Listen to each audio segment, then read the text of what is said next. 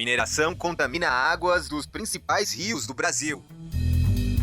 Queimadas devastam fauna e flora em várias regiões do país. O Brasil registra recorde histórico de desmatamento.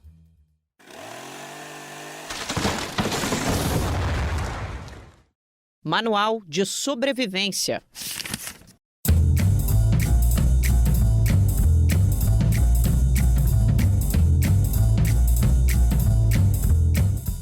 Oi, gente, sejam bem-vindos e bem-vindas ao Manual de Sobrevivência, um espaço para pensar com calma, mas sem anestesia, os caminhos possíveis diante da crise climática que a gente está vivendo. Eu sou a Gabi Brasili, ativista socioambiental, e quem está comigo hoje é o Juliano Medeiros.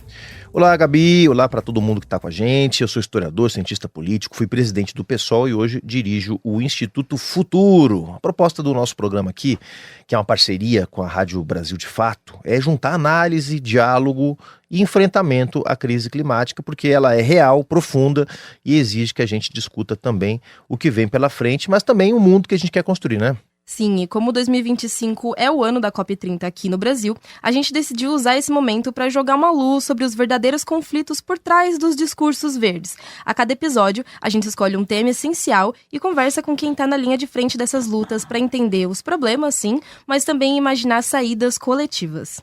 Pois é, o tema de hoje é reforma agrária, soberania alimentar e a crise climática. Em vez de pensar só em metas de emissão de gases de efeito estufa ou mercado de carbono, como muitas vezes tem se feito, a gente quer discutir a base de tudo. Como é que a gente ocupa a terra, como é que a gente produz comida e quem decide sobre isso. No Brasil, um país que exporta soja e importa feijão, a fome não é uma fatalidade. É resultado de escolhas políticas, de concentração de terra, de um modelo que privilegia o lucro e a destruição. A gente até saiu recentemente do mapa da fome, mas ainda tem muito para caminhar. E para isso é preciso enfrentar conflitos históricos e repensar a organização do território. A gente escuta muito que o agronegócio é quem alimenta o Brasil, mas no episódio sobre o agronegócio, o professor Luiz Marques já esclareceu que isso não é verdade. Quem de fato coloca comida na mesa da maioria da população é a agricultura familiar, e são justamente esses trabalhadores e trabalhadoras que seguem sendo criminalizados, expulsos do campo e invisibilizados nas políticas públicas. Enquanto isso, o agro, com a sua monocultura, agrotóxicos e lógica de devastação, segue no centro do colapso ecológico. Para conversar sobre isso, a gente recebe hoje meu amigo João Paulo Rodrigues, dirigente nacional do MST. O João Paulo tem sido uma das vozes mais importantes na defesa da reforma agrária popular e da agroecologia como caminhos para garantir justiça climática. João, seja muito bem-vindo. Queria começar já te perguntando sobre uma contradição que está no coração desse debate. A agricultura familiar costuma ser tratada como um complemento ao agronegócio, mas o MST propõe algo diferente, que ela seja uma alternativa sistêmica, global, do ponto de vista econômico, ambiental e alimentar. O que significa pensar a reforma agrária e a agricultura familiar como instrumento para combater a crise climática? João Paulo Rodrigues, seja bem-vindo. Tudo bem, Juliano? Prazer enorme estar aqui. Gabi, fico muito feliz do convite que fizeram para nós, enfim. Estou me sentindo um agricultor influencer nesse podcast, viu? Estou muito feliz. Olha, acho que a questão é correta e pertinente para um momento como esse. E tem uma confusão muito grande sobre o que nós chamamos do modelo de agricultura que existe no Brasil. Que ele, na prática, hoje, ele é dividido em 3 grandes partes para que quem está nos acompanhando possa compreender. O primeiro que é, e mais conhecido de todos, é o agronegócio. O agronegócio, na prática, é um modelo de desenvolvimento que é, abre aspas, importado do modelo americano de produção agrícola, que ele tem um tripé de funcionamento. Ele é grandes áreas, que é chamado de monocultura, áreas extensivas de produção. Segundo, ele é para produção de commodities para exportação. E terceiro, ele está vinculado a uma perspectiva de utilização de mecanização agrícola junto com o que chamamos da Revolução Verde, que é um pacote agroquímico. Não existe pessoas nesse modelo. Esse é um modelo que chamávamos de agribusiness e que foi alterado para agronegócio. Então esse é o primeiro modelo que existe na agricultura. Um segundo modelo é o que nós chamamos da agricultura familiar, aonde que está uma massa enorme de produtores, de agricultores e assim por diante, que tem como principal objetivo uma integração da indústria ou da agroindústria combinado com a produção de alimentos. E o terceiro é, abre aspas, a pequena pequena agricultura mais empobrecida, que não teve acesso à política pública, que não teve acesso a grandes orçamento público e que, na sua maioria, vive na terra, mas vende a sua mão de obra para o agronegócio. Então, são assalariados rurais que, na sua maioria, moram em cidades pequenas, menores também, que compõem o modelo agrícola brasileiro. O que nós temos feito uma grande disputa de conceito é o seguinte: quem produz para resolver o problema brasileiro da alimentação é a pequena agricultura. Veja que eu estou usando o conceito de pequena agricultura e não agricultura familiar, porque a pequena agricultura não necessariamente ela é só familiar. Me explico. Pode ser uma cooperativa, né? Pode ser cooperativa, pode ter um pequeno agricultor em Santa Catarina que tem 5 hectares e a família dele não participa de nada. Ele contrata mão de obra externa. Se ele usa esse componente, já não é mais familiar. Mas é uma pequena agricultura. Por isso que tem uma divergência acadêmica que não interessa muito, mas é importante dizer isso. Quem produz o alimento para 70% do povo brasileiro é a pequena agricultura. Junto com a agricultura familiar, meeiros, assalariados, alguma pequena unidade que está integrada às grandes propriedades e que faz parte dessa produção. Então você está dizendo, só para a gente frisar para quem está nos ouvindo, que só 30% da comida, ou não só da comida, mas dos insumos alimentares, vamos dizer assim, gerais, que chegam na mesa do povo brasileiro vem do agronegócio. Só 30%. Exatamente. E, em especial, é a produção que o agro se concentra por um motivo que detém, em especial, as tecnologias e mecanização, que é a parte de grãos. A maioria dos grãos, isso vale para o arroz, para o feijão, para o milho e para a soja, ainda é produzido pelo grande, na sua maioria. O arroz hoje já diminuiu, o feijão já teve um número maior, que era do agro, hoje a pequena agricultura está produzindo. O restante do hortifruti como um todo, parcela importante de toda a proteína, ovos e etc., parcela importante de todos os laticínios, leites e iogurtes e etc., toda a parte de suco, toda essa cadeia da fruticultura, toda essa cadeia, mesmo dos próprios açúcares e etc., doces, etc., tudo isso oriundo da agricultura familiar. Então hoje nós disputa com eles um pouco do arroz e um pouco do feijão.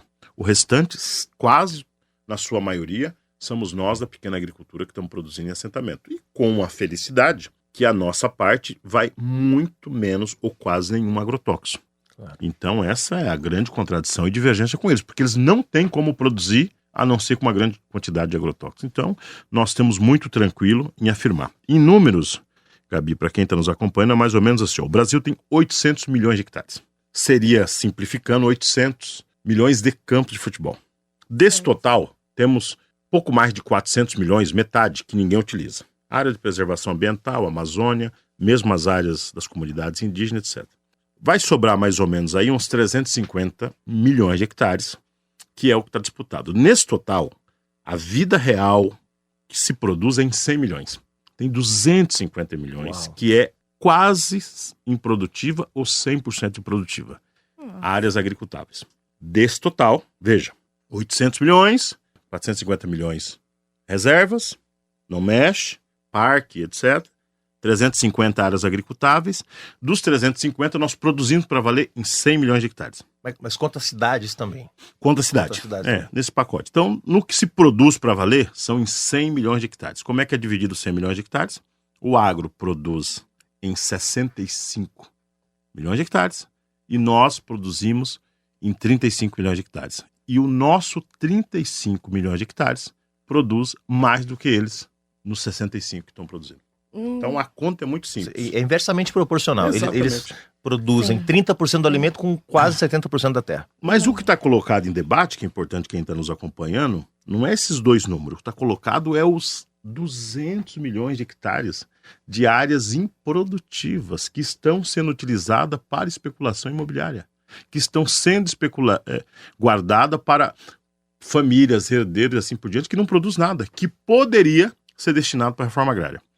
Nesse total das 35 milhões, metade é assentamentos de reforma agrária. Chega a 20, um pouco menos de hectares, milhões de hectares são áreas de... Metade, João. Metade. Nós estamos falando que metade, vamos também outro dado para chamar a atenção, Sim. Metade de toda a produção da pequena agricultura brasileira vem de políticas de reforma agrária. De reforma agrária. Nós Ao temos longo do último século todo até... 1 milhão de famílias assentadas no Brasil. Desse 1 milhão, dá mais ou menos 20 milhões de hectares. Dos 35 que produz. Então tem 20 milhões de hectares Certo. que é assentamento de reforma agrária em todo o país, parte na Amazônia legal, a outra parte distribuída. E desse total, o MST tem 10 milhões de hectares, metade, que é o que é a base do MST, que produz todos os alimentos e tudo também. Eu fico brincando por aí que a família Maggi fica fazendo propaganda, eles têm 600 mil hectares. Fica se achando os reis, que produz tudo. A agricultura familiar, a reforma agrária, tem 10 milhões de hectares. Claro. Vamos combinar, né? Quem está produzindo nesse país, só que não tem a propaganda do Agretec, do Agrepop e tudo aquilo. Não falta terra, né? Exato. Eu fui numa manifestação bolsonarista uma vez para acompanhar, que é bom, né? Conheça-te teu inimigo. E aí eu vi uns panfletos sendo distribuídos de que 70% do Brasil era terra indígena. E eu fiquei chocada com aquilo, eu fiquei, não é possível. Fui ver o mapa realmente da distribuição e aí me deparei com esses dados mesmo. Eu fiquei, nossa, chocada com essa informação sendo disseminada como se fosse verdade, né? E tem muita fake news em cima das lutas por terra, principalmente. Gente distorcendo o que é reforma agrária. O Tarcísio recentemente falou que estava fazendo reforma agrária em São Paulo, mas estava pegando as terras devolutas e vendendo com desconto de 90% para latifundiário e chamando isso de reforma agrária, né? Então, eu queria muito que a gente esclarecesse para quem está ouvindo a gente o que é a reforma agrária e principalmente a importância dela, tanto para melhorar a produtividade, aumentar a produtividade, mas também para a luta ambiental e para a crise climática. Olha, na história recente da humanidade, sem querer ficar dando nomes e informações, a reforma agrária foi feita em duas circunstâncias. Primeiro, pelo capitalismo, Certo. para desenvolver as áreas de produções pelo mundo afora. As experiências mais consolidadas pelo capitalismo foi pós Segunda Guerra Mundial, 45, 47, 50, onde o próprio Estados Unidos ou os demais países aliados ajudou com que os países tivessem reforma agrária. Por quê? Precisava distribuir o interior, produzir matéria-prima para a indústria, garantir uma segurança de todo o território e gerar um público consumidor que tivesse renda e terra.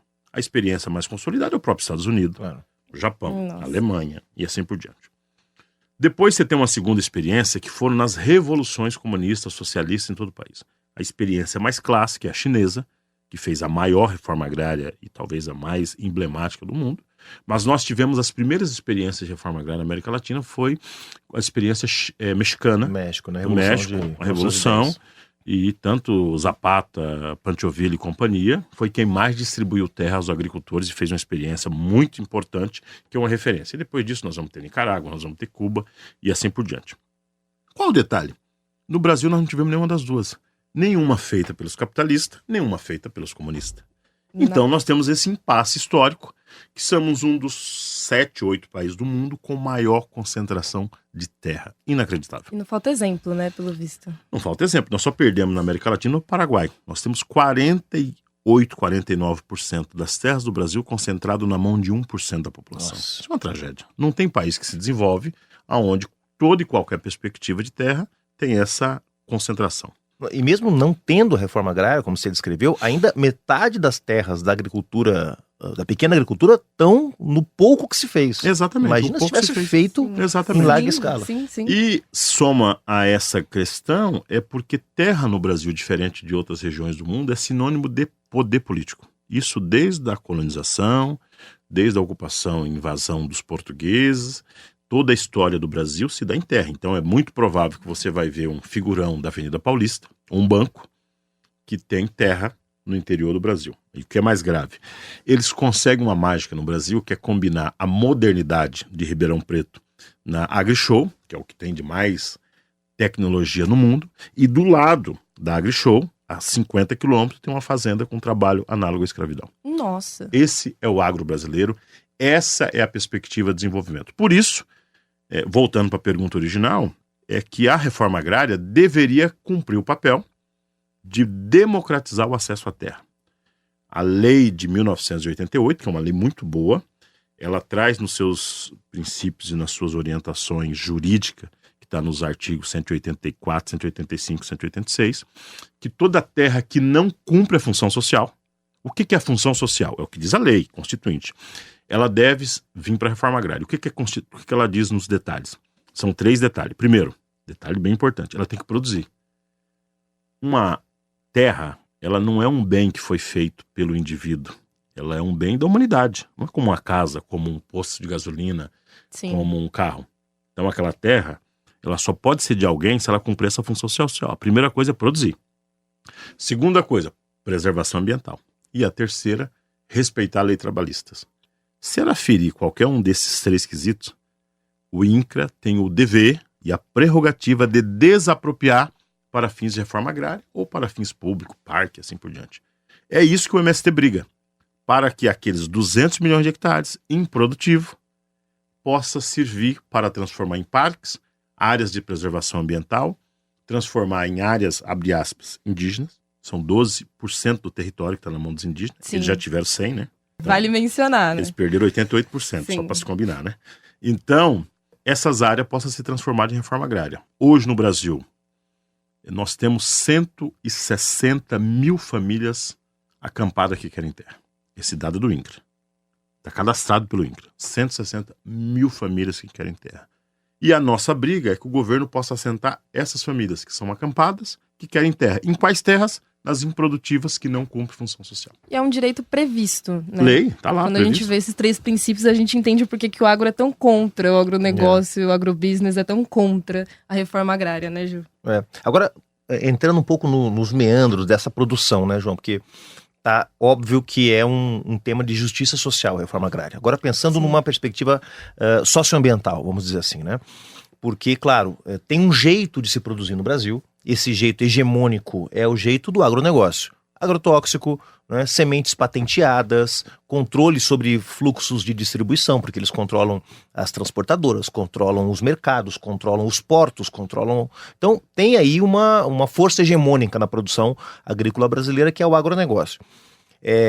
Então, dá para ter pequena agricultura produzindo do jeito errado, ou seja, produzindo com esses mesmos padrões. Eu queria que você comentasse para a gente como que o processo de reforma agrária pode ensejar outras formas de produção para que a gente não tenha, na verdade, os mesmos padrões de produção que são usados pelo agronegócio, só que numa escala menor, que distribuiria um pouco da riqueza, muito bom, muito bem-vindo, mas que manteria padrões poluentes, padrões que mantêm a dependência do Brasil, que comprometem a nossa soberania alimentar. Eu queria que você comentasse um pouco, porque eu sei que o MST também tem solução para isso.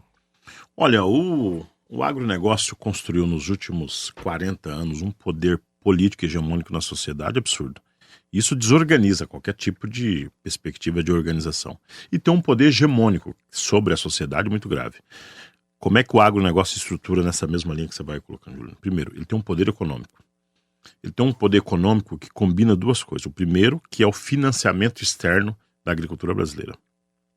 E é um financiamento predatório. Você imagina, açúcar brasileiro já está vendido para os próximos 4 anos.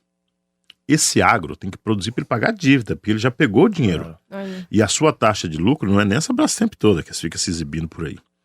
Segundo, o agro tem um financiamento público altíssimo. O plano safra que o governo Lula, que é o nosso governo, passou para o agro esse ano é de 500 bilhões de reais. Não é pouca coisa, brincadeira.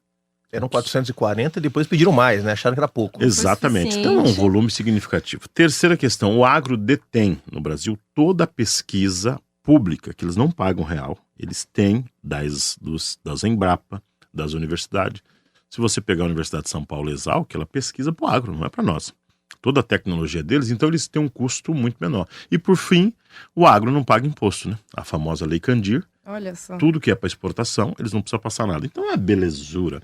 Eu brincava agora com a história da taxação dos bancos, dos bilionários e das big tech, não das bets, que teria que ter um de agronegócio, né? Porque eles também não são taxados em nada, vende tudo, uma belezura e tal. E isso deu um poder muito grande. E fora isso, eles conseguiram ter um poder cultural, que é a música sertaneja hoje, a serviço da hegemonia deles. Sim. Né, eu sou agro, sou pop, etc. Longe de mim falar mal da música sertaneja, que eu gosto de ouvir a música sertaneja. Estou dizendo a serviço do que ela está, Claro. Né, com toda a sua indústria cultural. E, por fim, o poder da comunicação. A Rede Globo não fica 2 anos sem fazer uma novela que seja defendendo o agro. Até quando eles tentam fazer bonitinha, como foi a última sobre o cacau, no fim da conversa é o tema do agro que está sendo colocado em jogo. Então eles têm um poder muito grande. E transformou os grandes problemas ambientais como questões naturais normais. Por isso que nós temos que ir para cima deles e fazer uma proposta do que é possível fazer diferente. E é nessa linha que o MST tem provocado que para nós avançar, nós temos que construir um novo modelo que nós estamos chamando de agroecologia. Boa. A agroecologia vai ao encontro de novas práticas da agricultura, que é um confronto político, econômico com o agronegócio. E o que é a agroecologia na prática? Primeiro, ela precisa avançar em algumas áreas, que é importante quem está nos acompanhando ter no detalhe. O que nós achamos que é central? A agroecologia, para valer, tem que plantar árvores. Nós temos que recuperar a tragédia que foi o desmatamento em todos os biomas. Sim. E essa recuperação pode ser por regeneração, o que é? Deixa lá que a natureza se vira, ou ela pode ser com plantio de árvore misturado com frutíferas, que é justamente que dá o conceito agroecologia. Não posso ter só produção, até posso, mas eu tenho que combinar, produzir alimento nessa área, senão é agrofloresta. A agroecologia é quando você mistura o conjunto de pessoas, produção de alimento e assim por diante. O segundo componente que nós estamos lutando é que nós temos que produzir bioinsumos para não deixar que coloque o pacote agroquímico. Isso é um problemaço, né, João? Juliano e Gabi, é importante que vocês saibam, na nossa opinião, os agrotóxicos fazem mais mal ao meio ambiente e à população do que as queimadas. Todo mundo fica falando das queimadas, legal, mas a queimada, ela recupera. O agrotóxico não recupera para onde passou. E não estou defendendo queimada. Assim, Eu estou dizendo que a tragédia chama agrotóxico. Claro. sim. O consumo de agrotóxico no Brasil é o maior do mundo. Se fosse fazer uma divisão simples, são 12 quilos de agrotóxico por habitante Nossa. jogado na natureza, ou 12 litros, como queira. Então, nós temos que produzir o nosso próprio bioinsumo, fertilizante, para poder ter uma produção que de fato seja orgânica, agroecológica e tal. Terceira grande medida nossa é produzir equipamentos, tecnologia, mecanização dessas áreas. Hoje, Porque tem Juliano, que ter escala, né, João? Muita gente Exatamente, questiona isso. Mas a exatamente. agricultura, a pequena agricultura vai ser para atender um setor muito pequeno. Mas e as cidades, né? Uma cidade como São Paulo, 12 milhões de habitantes, como é que vai ser alimentada? Isso é importante. eu vou te dar um número para você ficar assustado que você deve ter, mas quem está nos acompanhando não tem. No Nordeste, a mecanização agrícola da agricultura familiar é de menos 5%. O que eu estou falando? Que somente 5% dos agricultores têm acesso a um trator, a uma máquina. 95% está no facão, na foice e na enxada. E alimenta a população Século brasileira. XIX. Você tem noção do que é isso para a vida real de uma agricultura? Então nós temos que ter uma mecanização que resolva esses problemas com tecnologia e tal. Uma máquina colheitadeira hoje custa, das Masseyfergs, John Deere da vida, R$700 mil. Quem é que vai conseguir comprar isso? Para colher feijão? Para colher milho? Pois é. Então, enquanto você não resolver a mecanização agrícola, tu não consegue dar um salto em ter uma agricultura sustentável, agroecológica e tal. Quarta frente é as agroindústrias. O que é a agroindústria? Nós temos que industrializar o leite orgânico, o leite agroecológico e garantir que ele chega nos grandes centros. É lindo a ideia de eu produzir o leite e ter numa embalagem, uma PET distribuindo lá. Mas eu tenho que chegar aqui em São Paulo, Claro. nas grandes redes. Nas escolas, nas redes. Eu tenho que ter fruta para chegar no grande centro. Veja você a tragédia que o agro produziu. Na legislação do sorvete não tem obrigatoriedade de ter fruta. Você pode fazer um sorvete só com corantes. Ai, fiquei sabendo disso. É uma tragédia. Nós estamos brigando para que o sorvete possa ter 3% de fruta No Brasil, no né? Brasil. Porque na Europa, Sorvete sabor morango, na verdade, é sorvete sabe com qualquer Corante. coisa. cor morango e Cor açúcar. morango. Então, veja, eu acho que é na inteligência artificial que eles criam aqui. Então, nós estamos pedindo, deixa 3% para garantir que as nossas frutas possam chegar lá. Imagina a tragédia. Nós estamos produzindo o gelado do campo, aproveito para fazer o merchandising, vamos inaugurar nos próximos Gelado. dias da loja. Ah, 40% de fruta. é isso, gente. Acabou o bate o Acabou. dilate, acabou esse Acabou. negócio aí. Vamos todo mundo. 40% Gelado de do fruta. Vai ter fruta que vai ter 60%, no caso da manga. Então nós temos condições de ter agroindústria para produzir frutas, leite e tal. O MST hoje é um dos maiores produtores de leite. Nós produzimos, para você ter uma noção, quase 8 milhões de litros dia. Quantos por cento nós industrializamos? Somente 10%. 800 mil litros. O restante vende para uma transnacional qualquer. Isso vale para o chocolate, para o arroz, para o feijão, os laticínios, os ovos, tudo que você imagina. Então tem que ter uma política de agroindústria para você ter escala do produto agroecológico. E por fim, tecnologia. O mundo de hoje nós precisamos ter tecnologia, e quando eu falo tecnologia, óbvio, quando eu brinco com a juventude, um Wi-Fi, que ninguém é de ferro, com a tecnologia por internet, mas a tecnologia em todos os níveis, ou seja, nós precisamos ter trator, mecanização, bioinsumo, tem que ter drone, tem que ter forma de comercialização desse produto. Previsão, se vai ter uma chuva, se vai ter uma tudo isso, tempestade. usar a inteligência artificial. Você quer enfrentar o agro, você tem que ir com uma perspectiva dessa natureza para você fazer um enfrentamento de igual para igual, porque não é justo eles com essa quantidade de dinheiro, com esse apoio que tem no Congresso Nacional e nos estados, enfrentar e querer acabar com a pequena agricultura, a agricultura familiar e todas as práticas agroecológicas que nós estamos produzindo para o Brasil. E como se não bastasse todo esse arsenal que o agronegócio tem, eles ainda estão tentando patentear sementes agora, né? Tem toda uma questão, uma luta aí pelo acesso às sementes que o produtor tem tido dificuldade. Eu estava estudando recentemente a rodada do milênio que teve em 99, que a OMC tentou aí pegar, favorecer as grandes corporações, inclusive com conhecimento de acesso às sementes. E aí eu queria ouvir um pouquinho sobre como o conhecimento, enfim, acredito que o MC tem todo um conhecimento ancestral e territorial quando ele está produzindo, mas como esse debate complexo da patente de sementes pode ainda ajudar o agronegócio a melhorar a produção, a ter menos agrotóxicos e estar alinhado também com a questão ecológica. A situação brasileira é mais grave. É assustador como é que o Estado brasileiro permitiu. Não tem uma única empresa nacional de produção de sementes no Brasil. Nenhuma.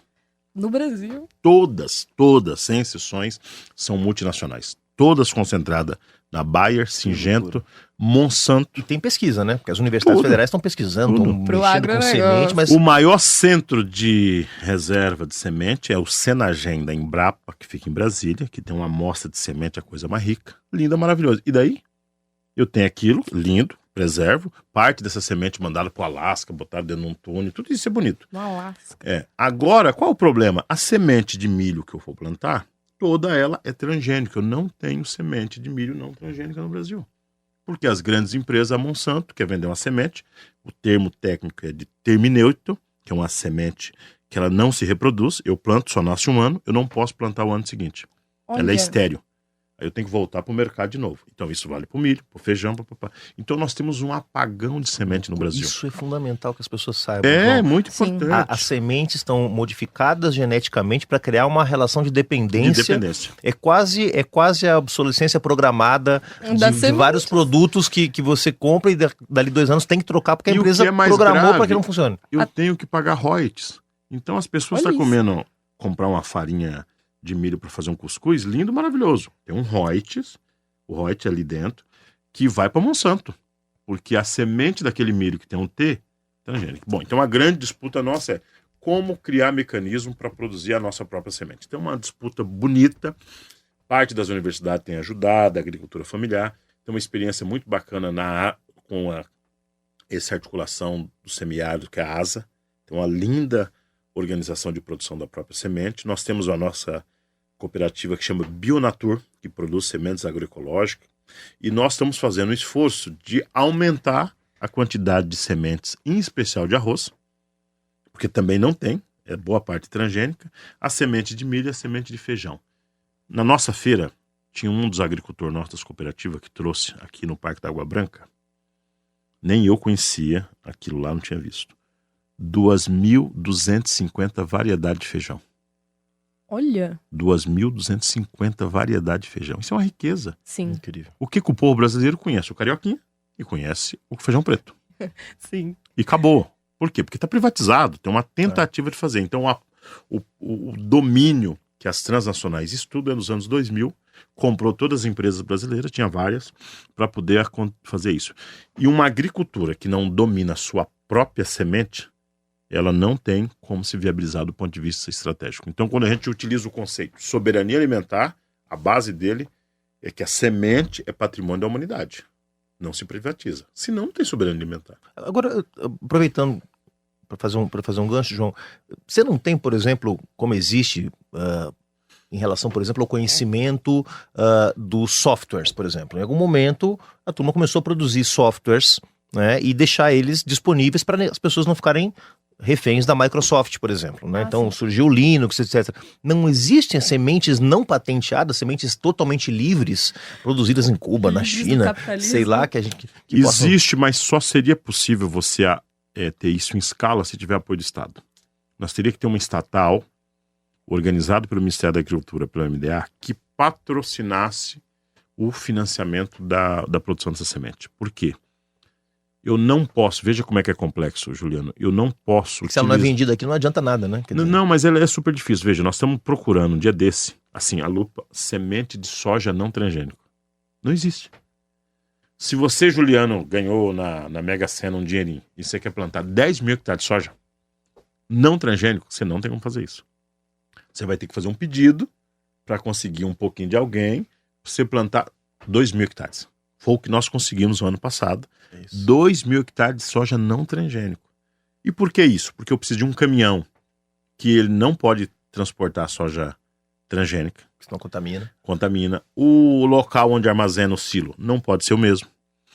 Ele tem que ter um corredor tal. Veja, tem uma estrutura que precisa, porque a tragédia que eles fizeram foi muito grande. E no caso do milho é pior, porque o milho tem um processo de contaminação que chega a 30 quilômetros. Então é mais grave, porque é polinização.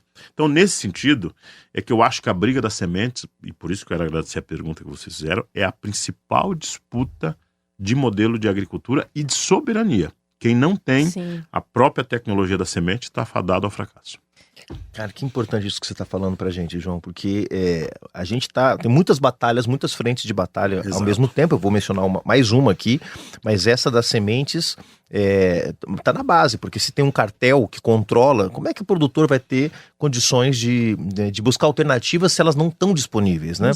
E aí queria entrar num outro tema que tem a ver também com essa pressão do capital sobre as escolhas, vai impedindo as escolhas das pessoas, que tem a ver com alimentação. Muita gente hoje está falando sobre comida de verdade versus ultraprocessados, e que bom que tem cada vez mais gente falando disso, né? A gente tem aí, inclusive, gente com acesso à mídia, como a nossa querida amiga Bela Gil, por exemplo, que fala muito sobre comida de verdade e tal.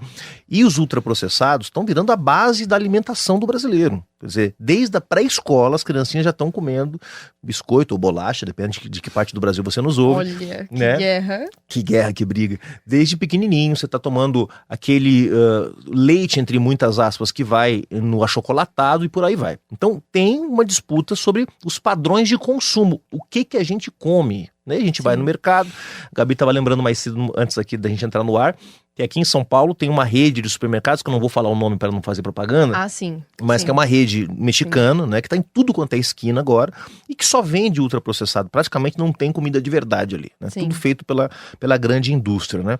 E o José Graziano, que é o presidente da FAO brasileiro, disse que, além de combater a fome, a segunda batalha de todo mundo que defende a alimentação no mundo tem que ser contra os ultraprocessados. Eu queria que você mencionasse isso, porque se a semente é, digamos, o controle inicial, o ultraprocessado é o controle final. É o que as pessoas querem comer.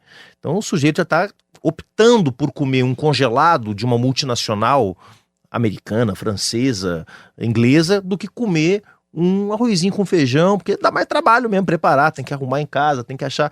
Como é que é essa batalha em torno dos ultraprocessados e da saúde, portanto, os casos de câncer explodindo no mundo todo, proporcionalmente ao aumento do consumo dos alimentos ultraprocessados, como é que a MST está enfrentando essa outra frente de batalha, ou está pensando em enfrentar essa outra trincheira de batalha em defesa da saúde e da produção saudável? Essa é uma batalha boa, mas difícil, porque ela é uma batalha ideológica, né? Ela entra num outro campo, não é só econômico. Eu acho que tem um componente econômico que é o seguinte: você precisa garantir que o povo brasileiro, e a melhor notícia da semana saiu do mapa da fome. Então significa que você já pode negociar, discutir que tipo de comida eu quero comer. Porque o principal debate que tem hoje no Brasil, que é horrível inclusive, é o seguinte: é melhor o ultraprocessado do que nada. Então, nos enfia de goela abaixo. Sim. Como é que você vai discutir que você tem 30, 40 milhões de brasileiros passando fome, se o cabo come um arroz integral, um arroz orgânico, ou se come, sei lá, aquela mistura farinhata do famoso Dory. Então, debate. Então, ontem foi uma baita surpresa. Saímos do mapa da fome. Você agora começa a entrar num outro patamar, que se você não tem pessoas no Brasil passando fome, você tem a possibilidade de começar a fazer um debate que tipo de alimentação que essa pessoa vai comer, porque ela pode continuar passando fome pelo que ela está comendo, pelo que ela está ingerindo. O principal debate nosso, Juliano, é que nós só podemos enfrentar ele de verdade se nós tivermos uma alternativa de oferecer para populações urbanas um outro tipo de comida com preço bom. Qual é o maior dilema nosso? Hoje o produto orgânico, se criou uma disputa ideológica no mercado que ele é um produto caro, e não é verdade. O custo de produção do orgânico é menor do que o custo de produção do que vai veneno. Concorda? Eu estou usando só produtos naturais. Por que ele é maior? Agora você vai no, abre aspas, o Carrefour da vida e vai lá pegar ou no sacolão aqui da esquina, produtos orgânicos. Goiaba orgânica. Não orgânica, o preço do orgânico está lá em cima. Por ser um nicho de mercado e ao mesmo tempo acabou se transformando no produto bom de qualidade para a classe média alta. E o povão pobre continua comendo ultraprocessado e produto de baixa qualidade. Então, a Cátia Abreu fez uma fala quando senadora, agricultura familiar produz para a classe média, mas quem produz para o povão é nós do agro. Olha que absurdo. Por quê? Porque o nosso é o envenenado, papapá, o deles, né? Claro. Então, o grande desafio nosso é nós ter oferta de produto de qualidade para nós fazer esse debate. Quem é que pode ter essa oferta de produto? Somente nós da agricultura familiar e da pequena agricultura e da reforma agrária. Só nós podemos fazer isso. E o que é o principal desafio nosso? É que o governo tem que transformar os alimentos como uma política pública para resolver um problema público que é a quantidade de ultraprocessado, as empresas picareta que oferecem, e você ofertar um produto mais barato. De saúde também, né? De Obesidade. saúde, todo o sistema. Então, oferecer um produto mais barato e um produto que as pessoas têm acesso. Então, qual é o maior dilema do MST? O nosso produto do MST tem que chegar nas periferias de São Paulo. Sim. Ele não pode ser um produto somente para a Vila Madalena, apesar da Vila Madalena ser um povo gente boa, de esquerda e tal, mas não pode ser só para eles. Então, eu tenho que ter uma oferta de um produto com boa qualidade e com preço acessível. Então, essa é a maior questão. Segunda questão é que nós temos que oferecer um produto de boa qualidade para as escolas. A principal disputa que você faz hoje é com as crianças. E aonde está sendo o maior enfrentamento dos produtos ultraprocessados é justamente lá. Então, as cantinas das escolas, os produtos que chegam lá. Então, o dilema nosso é como garantir que o poder público compra alimento de qualidade para as crianças e assim por diante. E por fim, Juliano, é como é que você cria uma política de comunicação para que a sociedade possa conhecer e saber para poder decidir. Hoje você não tem isso. É muito difícil eu conseguir explicar para as pessoas que salsicha não é alimento. Para colocar Nossa, um rótulo sim. dizendo que um alimento é alto em sódio, em gorduras saturadas, por exemplo, foi uma briga no Congresso É uma Nacional. briga. Então, como é que eu consigo fazer esse dilema, esse debate? E isso vale para um monte de outros produtos que estão sendo ofertados aí. Hoje nós já temos condição de oferecer um produto muito bom, um alimento de qualidade. Agora ele tem que se transformar numa política pública e o governo brasileiro tem que dizer, alimento não é mercadoria. Sim, sim. Tem que ser tratado dessa perspectiva. Os alimentos não podem ser discutidos nas bolsas de valores. O alimento não pode ser taxado e organizado a fiscalização somente pelo mercado. O Estado tem que se posicionar como isso. É como se fosse o uso de medicação controlada. Como é que o antibiótico é usado no Brasil? Tem um controle. As demais alimentação tem que passar por um controle rigoroso dessa natureza e o mercado não quer, o agro não quer tirar o T do transgênico e assim por diante. Nós do movimento estamos muito atentos a isso e nossas organizações no país inteiro estamos fazendo um grande debate, inclusive interno na nossa militância, para a gente avançar numa perspectiva de ter feiras nas unidades locais, de ter feiras em escolas, de ter alimento na escola, de substituir as bolachas por um cuscuz, por um bolo de mandioca nas escolas, produzido ali na sua proximidade e assim por diante. Mas eu acho que nós estamos vencendo essa batalha. Eu acho que hoje o MST é mais conhecido por produzir alimentos saudáveis do que por outros termos. Por isso que eu acho que é uma briga que vai precisar de muito esforço do conjunto da sociedade e, ao mesmo tempo, nós conseguir vencer.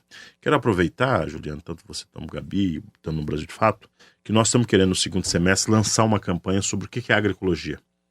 Nós estamos percebendo que a agroecologia é um termo pouco conhecido. Sim, sim. Então, nós já fizemos pesquisa assim por diante. Nós temos que ter o conjunto das forças políticas, inclusive em função da COP30, e explicar o que é agroecologia, que é uma prática de produção de alimentos que combina preservação ambiental, a produção de alimentos saudáveis e a relação social cooperativada entre as pessoas e a natureza. Esse trio, essa lógica, as pessoas têm que compreender. Ou seja, tem que ter um pouco assim, a agroecologia é tech, é pop, é tudo isso, né? Possível enfrentar de igual para igual lá de lá. E se você quer saber mais sobre agroecologia e sobre a luta do MST, você também pode acessar o brasildefato.com.br, o site do Brasil de Fato, e acessar outros conteúdos também, inclusive materiais, cartilhas, além das notícias que são produzidas com toda a independência, né, e a isenção que o bom jornalismo deveria ter em todos os veículos. No Brasil de Fato você encontra isso e encontra mais conteúdos sobre este e outros temas. Sim, exatamente. Comunicação é fundamental. A JBS está aí fazendo material didático para as escolas. Eu acho isso tenebroso de assustador. E ela está em todos os lugares, o MST está ocupando esses espaços. Inclusive no Congresso, que a gente tem um Congresso aí que não tá muito do nosso lado, uma bancada que a gente chama de bancada ruralista com muito desprezo. E aí eu queria ouvir mais sobre como é que tá o momento do MST nessa política institucional depois daquela CPI absurda que aconteceu, depois de toda aquela violência, depois de PL da devastação aprovado no Congresso, com moratória da soja, com todos essa violência que eles vêm pra cima. E não é à toa, porque o MST está avançando, está provando que pode fazer muito, com muito menos apoio do Estado, muito menos suporte financeiro, provando que um outro mundo é possível. Eu queria muito ouvir como tá esse momento do MST com a política institucional. Eu acho que a vinda da COP para o Brasil, com todos os problemas dela, porque não é um espaço que depende das nossas vontades, etc. Não é pra gente, né? Ela pelo menos vai ajudar a politizar o tema, eu acho que ela vai ajudar a pautar os assuntos e deixar o próprio Congresso Nacional, os governos, um pouquinho mais temeroso da possível exposição que pode ter o Brasil no mundo. Sim. Sobre os temas do que envolve o agro. Eu sou um pouco otimista sobre esse tema, eu acho que tem condições de nós melhorar para o próximo período. Por quê? Primeiro vamos combinar o que eu acho que nós deveríamos enfrentar como agenda dos problemas climático e ambiental. Primeiro, na opinião do MST, é o agrotóxico.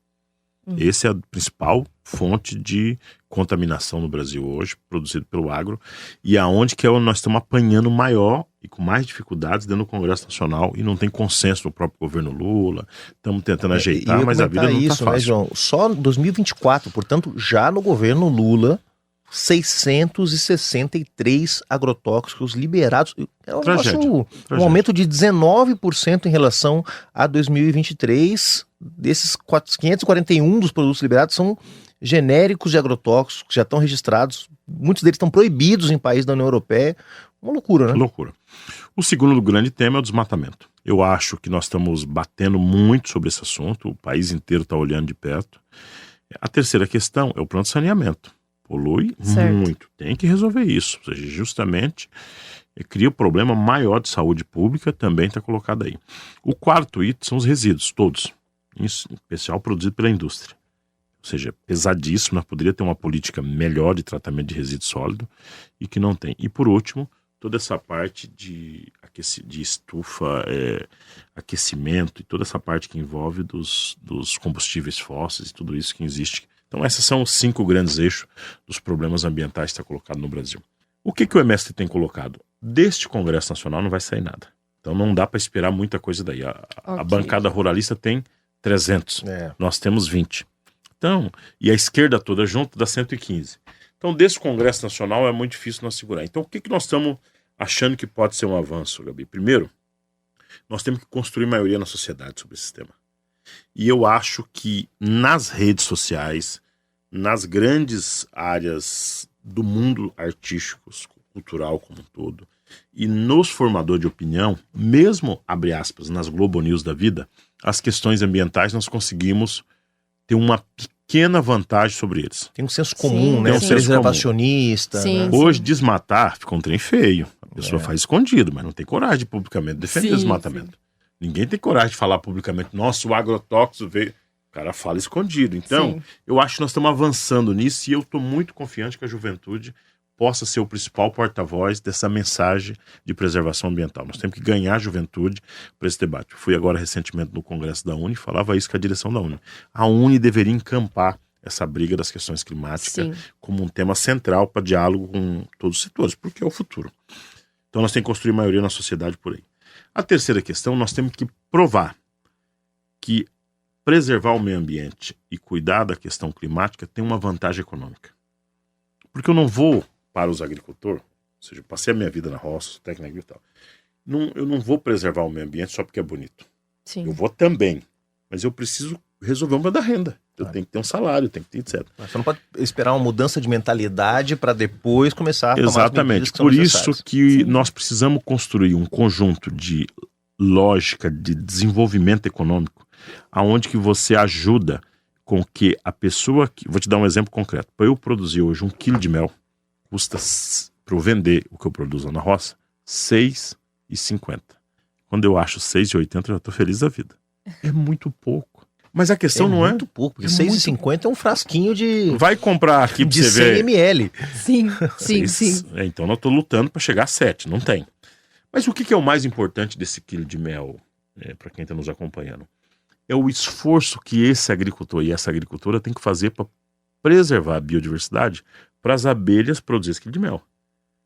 Eu preciso que o Estado, que o consumidor ajuda a aumentar a renda desse agricultor, ou aumentando o quilo de mel, ou dando algum tipo de subsídio para os serviços ambientais, para que ele ajude a preservar isso. Por isso que eu tenho que ser premiado por estar preservando o meio ambiente. Sim. E isso é um debate de política pública, é um debate de renda. Mas é exatamente isso que eu queria falar agora contigo, João, porque falar de dinheiro, que no fim das contas, nós temos que ter incentivos para mudar os padrões, né, e a dinâmica de produção, mas também tem que ter, como você mencionou, incentivo. O agronegócio recebeu, como você mencionou, ao todo, contando o plano safra inicial, 440 bilhões, mais os valores que foram arrancados, né, pelo Congresso Nacional a posteriori, 500 bilhões é muita grana, gente. Pra vocês terem uma ideia, isso aí um ano do orçamento de vários ministérios importantes somados, tá? De políticas públicas fundamentais. O Bolsa Família, 140 bilhões, se eu não me engano, por ano está custando. Não, 138 bilhões. Então, estamos falando de muita grana para o agronegócio, tá?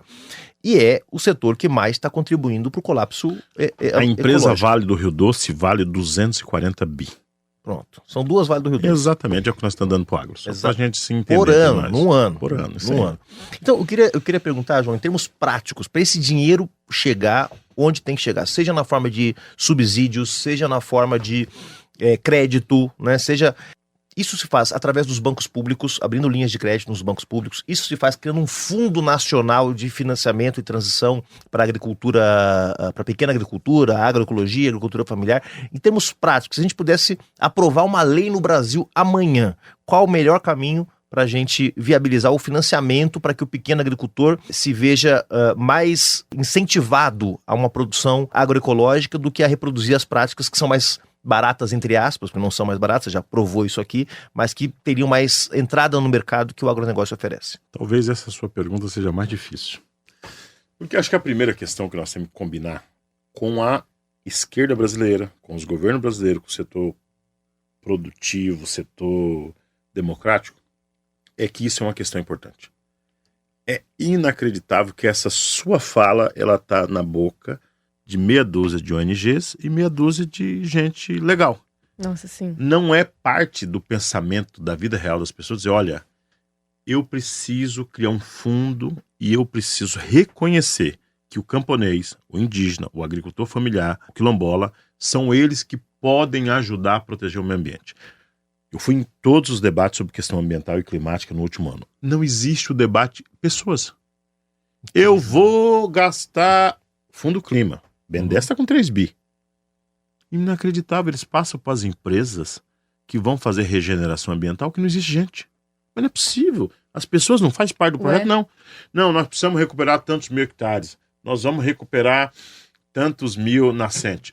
E as pessoas que envolvem nisso? Não existe pessoas. Então, Juliano, nenhuma política pública do nosso governo não conta com uma pessoa, com o jovem, como parte disso. Então, a primeira questão é dizer, gente, não tem recuperação ambiental, não tem debate climático se não tiver gente aqui no meio, certo? Vocês vão botar gente no circuito? Vão. Então, primeira coisa é isso.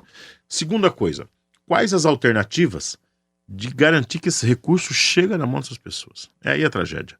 O plano safra nosso, para a agricultura familiar, é bom. É mais de 200 bi que está disponível, chega a quase 280 bi disponível para a agricultura familiar. Deste total, não este ano que eu não sei os números, o ano passado, nós tivemos 3% dos assentados de reforma agrária que acessou o crédito no Brasil. Vou falar de novo, pra vocês não acharem que eu tô confundindo. Que loucura. De 1 milhão de famílias assentadas, somente 30 mil famílias acessou crédito no Brasil no nosso governo. Você tem noção do que é isso? Significa, jovem Juliano, que 970 mil famílias não pegou nenhum dinheiro público para preservar o meio ambiente, produzir, papapá. Não tem jeito. Não tem amizade que aguenta um negócio desse. Por isso que a nossa briga como Movimento Sem Terra, de que o governo precisa pensar de que esses pobres do campo... Aí os argumentos são vários. Ele precisa ser visto como um cidadão de direitos. Ele tem que ter uma política de renegociação da dívida. Ele tem que ter uma política de assistência técnica. Ele tem que ter programas que ele consiga pegar esse crédito e pagar. E ele precisa reconhecer as organizações que representam eles para garantir que essa política se torne num processo organizado e assim por diante. Então, se você não garante isso, é terrível. Por fim, é que nós avaliamos que tem que ter uma combinação também com o consumidor.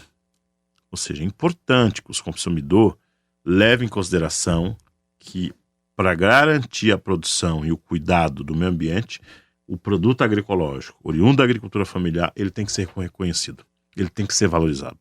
E isso é um debate de Estado, é um debate que é um pouquinho mais amplo, que nós temos que dar um salto de qualidade. Acho que nós estamos caminhando, estamos melhorando. O resultado é a feira do MST. Claro, 300 mil pessoas passou lá, sucesso, Muito bom. uma diversidade de produto. Eu ando igual os pernambucanos. Você sabe que os pernambucanos, tudo deles lá é grande, né? A maior estrada, a maior carnaval, a maior festa junina. E o MST tá igual. A maior feira do mundo da reforma agrária. Primeiro que não tem muita reforma agrária pelo mundo, né? Pra essa altura do campeonato já foi feita, né? E segundo, que de fato, em termos de diversidade, 2.000 itens oriundo da produção agrícola. Isso não existe em nenhum lugar do mundo por aí. Você tinha que ter, assim, pensando alto aqui, né? Você tinha que ter propaganda, né? O governo tinha que estar colocando, né, nas emissoras de TV, nas redes sociais, compre produtos da reforma agrária ou compre produtos da pequena agricultura. O agro é pop, né? Exatamente. Sim. Agro produz carne, cana-de-açúcar, celulose, soja e aí depende. São esses 5 produtos. O restante é nós, pô. Que estamos produzindo. Aproveitando que tu comentou sobre prática, né, e o consumo, a importância do consumidor, queria muito, eu sou muito fã do MST, eu sou suspeita pra falar, eu visitei a Fazenda Noni, foi uma das melhores saídas de campo da minha vida, assim, ver como funciona na prática, um assentamento, como eles se preocupam com o trabalhador, com a produção, com a sustentabilidade, com o tempo, com tudo. Aproveitando pra quem tá ouvindo a gente saber o que a gente pode fazer na prática para apoiar o MST também, para apoiar o movimento social, compartilhando informação, consumindo, votando melhor, enfim, um conjunto de práticas que a gente consegue fazer da nossa casinha ou de fora dela, por favor, tem que sair, né, pra rua. Primeiro, cumprimentar o pessoal da Fazenda Noni, que esse ano, outubro, vai fazer um festão. Sim! Para celebrar lá a nossa primeira grande essa eu quero ir, hein, conquista, ocupação cooperativa, vai ser na Noni, é o berço do MST. No Rio Grande do Sul, estado onde nasceu o MST. Exatamente, sempre bom lembrar. Lá na Grande Sarandi, adjacência. Grande Sarandi. É impressionante, só para quem não conhece, essa região até hoje tem cidades que foram governadas nesses 40 anos 2 ou 3 vezes por prefeitos de direito, o resto 30 anos quase seguidos de prefeitos e prefeitas vinculados à reforma agrária. Veja como isso marca, né? E é impressionante a pertença da juventude. Eles vão embora, estudo e voltam para lá. E voltam. Isso é lindo. É lindo. A Noni é uma bonita experiência, talvez das mais importantes e relevantes nossas. Por isso quero cumprimentar e mandar um abraço para toda a nossa gauchada que estão lá firme e forte na resistência das nossas cooperativas lá na Fazenda Noni e assim por diante. Olha, a segunda coisa, eu acho que a melhor forma de contribuir com o MST, primeiro é ser contra o Bolsonaro. Ótimo início. Anistia. É um ótimo início. Segundo, ser contra o latifúndio improdutivo. Veja que eu tô poupando o agro. Sim. Nós não gostamos do agro. Tá bom, beleza, deixa vocês lá. Cirúrgicos. Mas vamos pegar o latifúndio improdutivo, que ele é irmão, filho, primo, sogro, sogra do agro. Mas nós não podemos aceitar no Brasil 200 milhões de hectares de terra improdutiva. Nós temos que denunciar isso. Vi uma fazenda que não tem ninguém, tem trabalho escravo, não preserva o meio ambiente, bora ocupar junto com o MST, nós temos que denunciar. E a ocupação desse latifúndio não é uma expropriação, ninguém está entrando nela para roubar para nós. Nós estamos indo lá para denunciar, dizer, ó, aqui tem viu, Inca? Sim.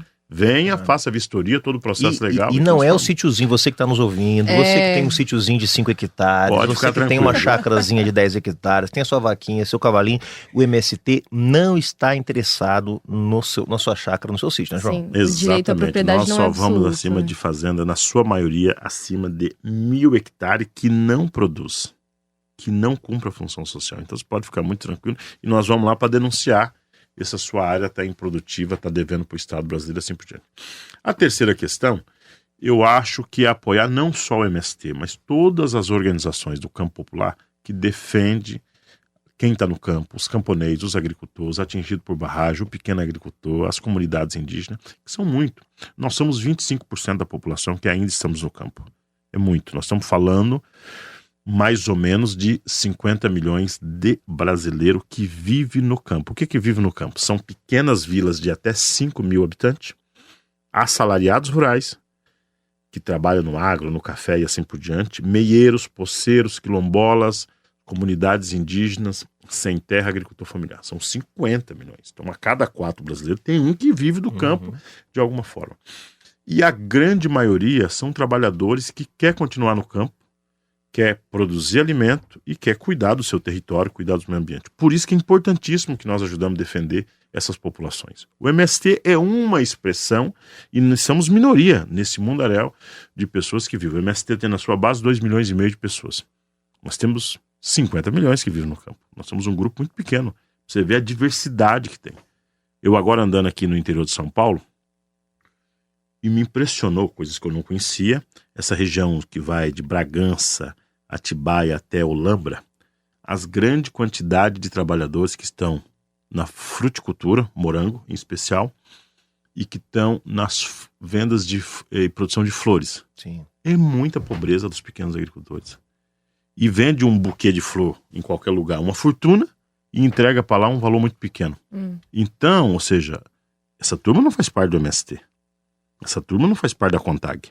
São pequenos agricultores pobres que precisam ter apoio, que precisam ter incentivo, que o Estado tem que estar presente, que pode ser uma força que pode contribuir. E por fim, claro, é ajudar a divulgar as lutas, as conquistas no meio da população. Nós temos que construir um pensamento progressista na sociedade, de maioria, que é bom defender o Brasil, é bom defender a natureza, mas tem que defender as pessoas que estão lá. Sim. As pessoas são quem? São os agricultores e agricultoras que estão se esforçando no dia a dia para conhecer. E claro, se puder ir lá conhecer uma experiência de produção agrícola, vocês vão adorar passar um final de semana, uma semana, Nossa, dentro é de um lindo centro demais. de formação em uma área de produção. É lindo demais. E se você está na cidade, se você está em Recife, no Rio de Janeiro, São Paulo, no ABC, tem um armazém do campo, né? Exatamente. Sim. Você só procura um armazém do Sim. campo, uma cooperativa nossa, que você vai ter e vai ser bem recebido, tomar um café bom, uma boa comida de qualidade. Muito bom. João, todo final de programa, a gente tá... Porque o nosso programa chama Manual de Sobrevivência. Então a gente precisa deixar aqui uma sementinha, já que a gente falou tanto de semente nesse programa, uma sementinha, é quase como uma página do manual, né? Hoje o nosso manual, ele pensou sobre a alimentação, pensou sobre a produção, pensou sobre a pequena agricultura para construir um outro país mais justo, menos desigual, mas também com mais respeito e equilíbrio com a natureza e o meio ambiente. No programa passado fui eu que escrevi essa página, Gabi, essa vai ser com você. Qual é a página que nós escrevemos hoje ouvindo João Paulo Rodrigues sobre o lugar da reforma agrária no combate à crise climática? Eu quero aproveitar para deixar um encaminhamento aqui para a gente garantir o ano que vem, que eu ando muito apreensiva sobre isso, acho que eu quero expressar isso no nosso manual. E é um lembrete muito importante dessa questão do Congresso, acho que as pessoas ainda não pegaram de que não é só o presidente que governa, então vamos deixar aqui no nosso manual, ano que vem, votar em pessoas da luta por terra, que apoiam as lutas, os movimentos sociais, porque também a alimentação não é só a produção, né? A gente ouviu sobre muitas coisas aqui, sobre saúde, ecologia e tudo, então deixar como um encaminhamento no nosso manual, votar em pessoas que apoiam a luta por terra, que é um direito constitucional. Ou sem terra, ou amigos do sem terra. Sim. João Paulo Rodrigues, muito obrigado. Esse foi o Manual de Sobrevivência, uma aula do João Paulo Sim. e do MST sobre como usar a reforma agrária para combater a crise climática. Eu que agradeço e vamos que vamos. Vamos para a luta e vamos defender o meio ambiente e os alimentos saudáveis. Viva a soberania alimentar. Muito bom. Semana que vem estamos de volta. Um abraço. Tchau.